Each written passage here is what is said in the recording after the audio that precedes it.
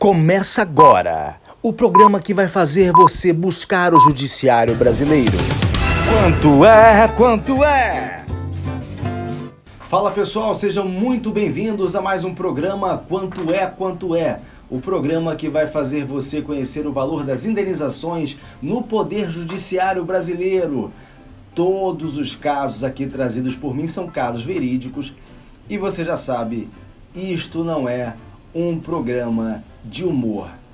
Imagina comigo a seguinte situação: o camarada vai até a casa de uma outra pessoa, primeiro tenta danificar o veículo do dono da casa, e aí aos gritos começa a proferir ofensas. Tudo isso na frente da mãe, do pai, da esposa que está grávida, no meio da rua, né?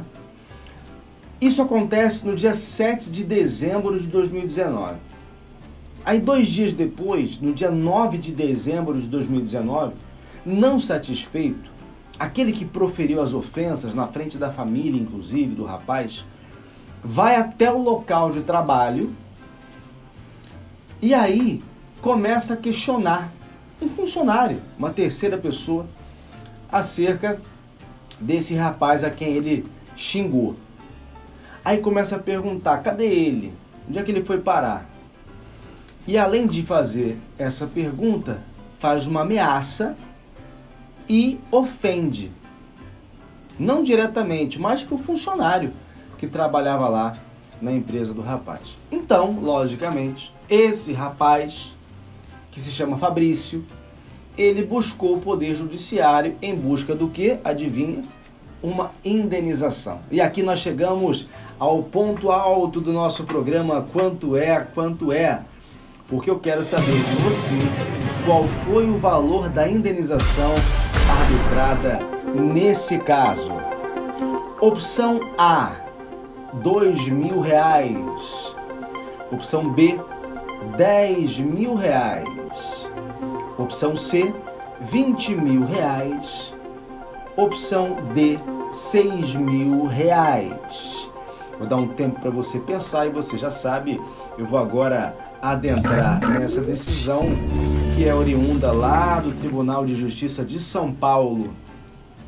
E, logicamente, o camarada que era o valentão, que foi na casa do rapaz, que proferiu ofensas diante de toda a família, que quis danificar o veículo, que depois foi até o trabalho do cara para poder incomodar mais. Lógico que quando chega a citação dizendo que ele está sendo demandado no processo, ele muda completamente e diz que não fez nada daquilo, que não houve comprovação e etc e tal. Normal, tudo normal, nada de errado, todo mundo tem o direito de se defender, isso faz parte do contraditório e ampla defesa, princípio aí consagrado no direito. E aqui você acompanha comigo que o magistrado diz o seguinte, né? Ao contrário do que afirma o réu, ficou suficientemente demonstrado nos autos, através de mídias com imagens captadas por circuitos de videomonitoramento, declarações das partes, da testemunha e do informante inquiridos em juízo, que o réu compareceu à residência do autor e aos arredores do local de trabalho deste, tendo proferido ameaças e ofensas, xingamentos, inclusive por meio de mensagens através do aplicativo WhatsApp. As ameaças, gente, e aqui eu quero me ater principalmente a esse crime que está previsto no artigo 147 da Lei 2848, as ameaças, elas não necessariamente, para que se configurem como ameaças, precisam ser feitas de modo direto à vítima. Elas podem também, segundo a doutrina, ser feitas de modo indireto, tal como aconteceu aqui. Para que o crime de ameaça fosse configurado, o rapaz que ofendeu não precisou encontrar o Fabrício pessoalmente e falar, olha, eu vou te matar, ou você tá ferrado. Não. Ele fez a ameaça de modo indireto. Pode ser por meio de uma carta, por exemplo. Olha aqui, entrega essa carta para fulana e sai. E dentro da carta tem uma ameaça. Pronto, está configurado, porque a ameaça pode se configurar também de modo indireto. Então, essa é uma curiosidade. E aqui o juiz entendeu que existiam várias provas, inclusive por mensagens de WhatsApp, né, talvez sejam as provas mais importantes aqui, capazes de responsabilizar o autor do fato. Logicamente, aqui eu estou falando de indenização em decorrência de um crime que muito provavelmente, se houve representação criminal por parte do Fabrício, também deu aso a uma demanda na esfera criminal. O crime de ameaça, ele é processado mediante a representação da vítima. A partir do interesse mostrado pela vítima, o Ministério Público assume e aí processa a pessoa que proferiu aí as ameaças. Não sei se houve ou não o processo criminal. Se houve, a extensão do processo criminal gerou uma ação civil na qual se requer uma ação por indenização de danos morais. E há uma outra dúvida que muitas vezes as pessoas se perguntam: como é que eu provo o dano moral, doutor Ian? Como é que eu faço para provar? Você não prova o dano moral, porque o dano moral ele não é palpável, é algo subjetivo. Por isso que tem muita dificuldade, inclusive, para arbitrar um valor em relação ao dano moral, porque a maneira como você sente é diferente da minha, é diferente da pessoa que está assistindo o vídeo com você.